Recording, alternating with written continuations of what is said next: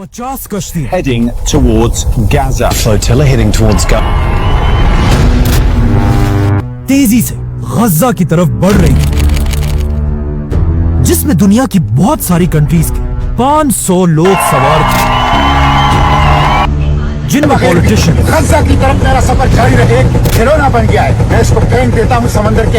Activist I'm not scared of Israel. We'll keep fighting until we achieve it. और even Hollywood actors भी शामिल हैं। For the global sword. लेकिन गजा पहुंचने से पहले इन कश्तियों पर हमले किए गए। Israeli forces intercepts were jammed. Some boats were hit by water cannons and others rammed by Israeli.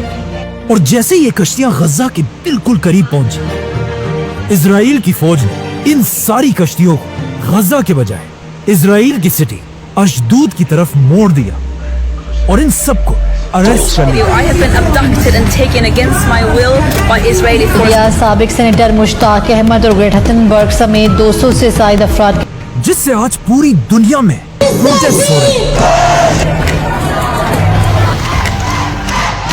लेकिन ये कोई पहली फ्लोटिला नहीं जिसे इजराइल ने इस तरह We अरेस्ट किया। carry water filters, we carry trash for the people that you've been starving. इससे पहले भी 10 फ्लोटिलास को इसी तरह Greece अरेस्ट किया today गया। arrested the captain of one of the boats in that flotilla. लेकिन आखिर ये सारे फ्लोटिलर्स आए कहां से? एंड मोस्ट इंपॉर्टेंटली इन फ्लोटिलर्स का मास्टरमाइंड कौन है? फ्लोटिला की ये कहानी एक ही आदमी से शुरू होती है, ऑस्ट्रेलिया का माइकल शेख। आज से 20 साल पहले जब वो पहली बार ऑस्ट्रेलिया से फलस्तीन की तरफ गया और वहां पहुंचकर वो हैरान रह गया कि किस तरह इजराइल ने गजा को हर तरफ से घेर कर वहां के फलस्तीनियों को भूख और प्यास से मार रहा था। These are the faces of hunger in Gaza. इसीलिए फलस्तीन पहुंचते माइकल शेख वहां के लोगों की मदद करने लगा और उनके लिए पूरी दुनिया में आवाज उठाने लगा। लेकिन जब इस सब का इजराइल के प्राइम मिनिस्टर को पता चला, उसने माइकल शेख को पकड़कर उन्हें इजराइल के जेल में बंद कर दिया। अब माइकल शेख अपने इंटरव्यू में खुद कहता है कि जेल जाने के बाद मुझे सिर्फ एक बात का दुख था कि अब चाहे जो भी हो जाए, इजराइल मुझे दोबारा फलस्तीन आने की इजाजत कभी नहीं देगा। तो अब माइकल शेख अपने जेल में बैठकर सोचने लगा। Israeli jail for a week, and he got a lot of time to think. और सोचते सोचते आखिर उसके जहन में एक बहुत ही ब्रिलियंट आइडिया है, एक global flotilla. Gaza-bound aid flotilla. A humanitarian flotilla heading for But now an aid flotilla. Flotilla एक स्पेनिश वर्ड है जिसका मतलब है कश्तियों का एक छोटा ग्रुप। माइकल शेख ने सोचा, इजराइल तो मुझे फलस्तीन आने की इजाजत नहीं देगा, लेकिन अगर हम पूरी दुनिया से लोग जमा करके कश्तियों में फलस्तीन की तरफ जाएंगे तो इजराइल का बाप भी हमें नहीं रोक सकेगा। लेकिन अगर उसने हमें रोका तो ये बात पूरी दुनिया में फैल जाएगी और इजराइल का जुल्म एक्सपोज हो जाएगा। लेकिन अब क्वेश्चन ये है कि ये इतना अजीब आइडिया उसके जहन में आया कहां से? असल में ये कोई नया आइडिया था ही नहीं, बल्कि इससे पहले भी एक बहुत बड़ा फ्लोटिला हो चुका था, वर्ल्ड वॉर 2।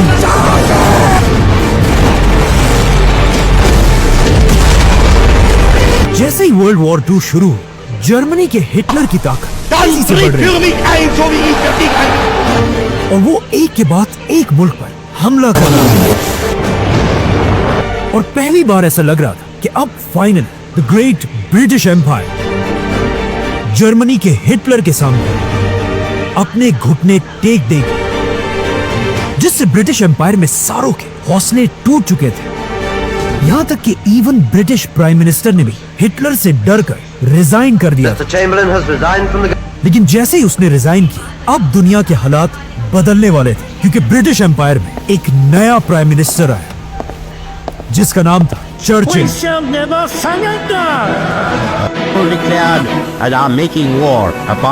लेकिन जैसे ही चर्चिल प्राइम मिनिस्टर बना, उस वक्त उसकी 4 लाख फौज जर्मनी के बॉर्डर पर खड़ी थी।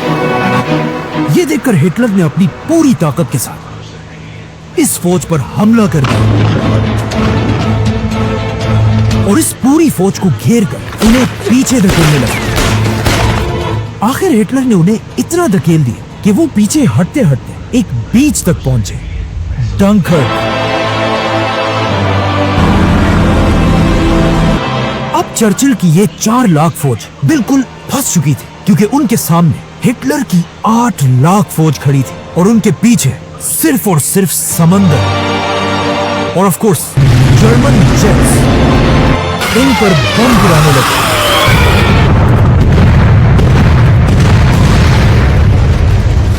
ये देखकर चर्चिल अमेरिका से मदद की भीख मांगने लगे, लेकिन जब अमेरिका ने उसकी मदद से क्लियर इनकार कर दिया, अब चर्चिल बिल्कुल मायूस हो चुका था और उसके पास सिर्फ एक आखिरी उम्मीद बची थी, उसके मुल्क की आवाम। चर्चिल ने मजबूरन हर तरफ ऐलान किया कि जिसके पास भी कोई भी कश्ती है वो उसे लेकर जंग की तरफ जाए और वहां से हमारे सोल्जर्स को बचाकर वापस लाए, जो एक बहुत ही अजीब बात थी। लेकिन ब्रिटिश अवाम अपनी लीडर की आवाज पर खड़े हुए और अपनी कश्तियां लेकर बगैर हथियारों के अपने भाइयों को बचाने के लिए जंग की तरफ रवाना हुए। और यहां से दुनिया में पहली बार फ्लोटिला का कॉन्सेप्ट आया। ये आम लोग जंग के बीच में उतरे और अपने सोल्जर्स को बचाकर वापस ब्रिटेन लेकर आए। और इस तरह दुनिया की पहली फ्लोटिला ने 4 लाख सोल्जर्स में से 3.5 लाख सोल्जर्स को बचा लिया, जिसे आज तक एक मिरेकल कहा जाता है। इसीलिए अब जब माइकल शेख इजराइल की जेल में बैठा हुआ था, उसके दिमाग में भी इसी फ्लोटिला का आइडिया आया, जिसके बाद जैसे ही वो आजाद हुआ, उसने निकलते ही अपने इसी प्लान पर काम शुरू किया और फ्लोटिला की कश्तियों के लिए पूरी दुनिया से पैसे जमा करने लगा। और आखिर 2008 में उसके पास इतने पैसे जमा हुए कि वो सिर्फ 2 कश्तियों को खाने पीने की चीजों से भरकर फलस्तीन की तरफ रवाना हुआ।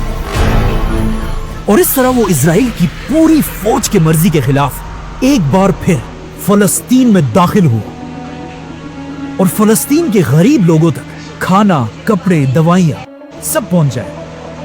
इस पहली फ्लोटिला के बाद ये खबर पूरी दुनिया में फैल गई और इसके सिर्फ 2 साल बाद माइकल शेख और उसके साथी इस बार 6 कश्तियों के साथ 10,000 टन का सामान लेकर दोबारा फलस्तीन की तरफ रवाना हुआ,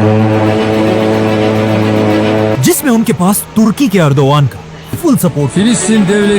मतलब जेल में बैठे हुए एक आदमी का छोटा सा आइडिया अब एक ग्लोबल मूवमेंट बन चुकी है और इजराइल का जुल्म पूरी दुनिया में एक्सपोज हो रहा था। लेकिन अब इजराइल इस बेइज्जती को और बर्दाश्त नहीं कर सकता था, तो इजराइल की फौज ने इस फ्लोटिला पर हमला कर दिया। On the deck, Navy commandos opened fire on... और इन हमलों में इजराइल ने 10 आम लोगों को, जिनके पास कोई हथियार नहीं, but मार some डाला, 9 activists died and dozens... ताकि ये सब अपनी कश्तियों को घुमाकर यहाँ से भाग जाए और कभी वापस ना आए। लेकिन ये फ्लोटिला इजराइल के हमलों के बाद आगे बढ़ती रही। आखिर जब इजराइल इन्हें नहीं डरा सका, उसने इन सबको गिरफ्तार कर लिया और वो सारा सामान जो गरीब फलस्तीनियों के लिए था, उस सब को इजराइल ने चोरी कर लिया और इन सबको जख्मी हालत में वापस भेज दिया। अब इजराइल खुश था, क्योंकि उसे लगा अब किसी में भी इतनी हिम्मत नहीं होगी कि वो दोबारा ऐसी कोई हरकत करे। लेकिन इसके कुछ ही साल बाद दोबारा एक फ्लोटिला फलस्तीन की तरफ रवाना हुई, लेकिन इजराइल ने उन्हें भी गिरफ्तार करके वापस भेज दिया। जिसके बाद दोबारा एक फ्लोटिला गई, उन्हें भी अरेस्ट किया गया। जिसके 2 साल बाद फिर फ्लोटिला गई, लेकिन उनके साथ भी वही हुआ। लेकिन फिर भी फ्लोटिला फलस्तीन की तरफ जाते रहे और आखिर आज से 2 साल पहले जब इजराइल ने फलस्तीन पर सबसे बड़ा हमला किया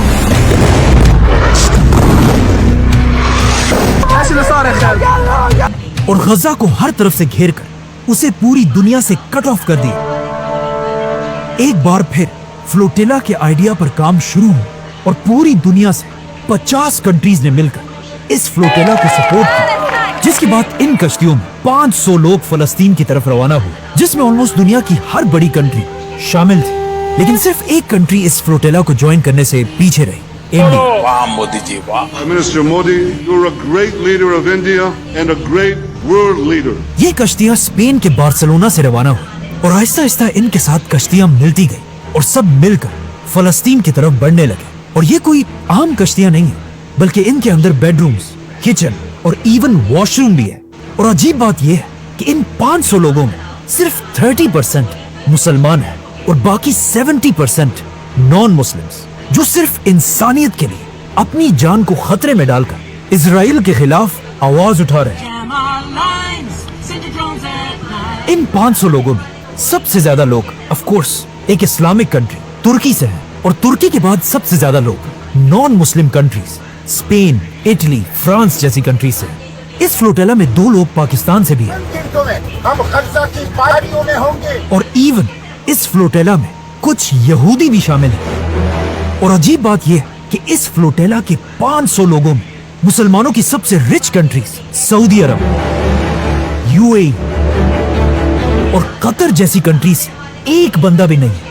कुछ फेमस लोग भी इस फ्लोटेला का हिस्सा है, जैसे कि नेल्सन मंडेला का पोता, एक्टिविस्ट।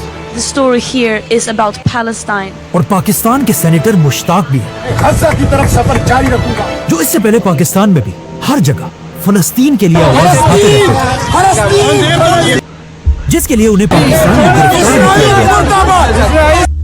और कहा जाता है एक पुलिस वाले ने उनसे ये भी कहा था कि अगर तुम में इतनी हिम्मत है तो यहाँ नहीं बल्कि गज़ा में जाकर लोगों की मदद करो। और ऐसा ही हुआ। अब वो इन्हीं कश्तियों में फलस्तीन की तरफ बढ़ रहे थे। लेकिन जैसे ये फ्लोटेला बिल्कुल गज़ा के करीब पहुंची, इजराइल ने इन पर अपने ड्रोन से हमला कर दिया। लेकिन फिर भी जब ये कश्तियां आगे बढ़ती रही, इजराइल की फौज इन कश्तियों पर जबरदस्ती सवार हुई और इन सब पर कब्जा करके इन सब को गिरफ्तार कर लिया।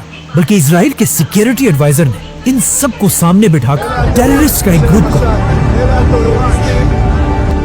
और इस तरह ये 10वीं फ्लोटेला भी फलस्तीन तक नहीं Israel has arrested hundreds of activists on board a pro-Palestine. जिसे देखकर लगता है कि इस फ्लोटेला का कोई फायदा नहीं।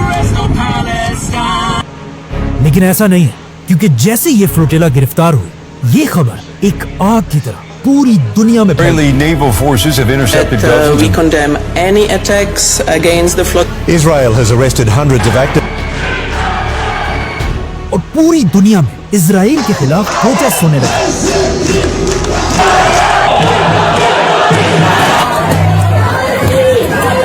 और सबसे बड़ी बात यह है कि कहा जाता है अभी से नेक्स्ट फ्लोटेला पर प्लानिंग शुरू हो चुकी है। और अगर ऐसा हुआ तो वो सिर्फ इससे नहीं बल्कि हिस्ट्री की सबसे बड़ी फ्लोटेला होगी, वर्ल्ड वॉर से भी बड़ी। और जब तक ऐसे लोग दुनिया में जिंदा हैं, लेकिन हमें खुशी है कि हम गज़ा के लिए इजराइल का जुल्म हमेशा एक्सपोज होता रहेगा। Israeli strikes are again rattling Gaza. Subscribe.